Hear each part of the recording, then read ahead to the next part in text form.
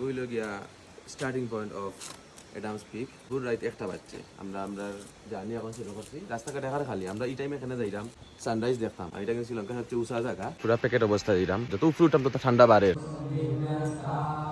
মুসলিমে কয় এটা আদমর পাওয়ার চিহ্ন, খ্রিস্টানেও কয় আদমর, বুদ্ধ কয় এটা গৌতমর, হিন্দু কয় এটা লর্ড শিব।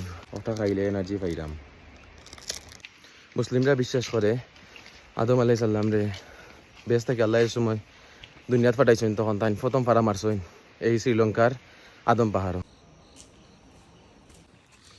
বহুত মানুষ উঠতে উঠতে বই গেছেন।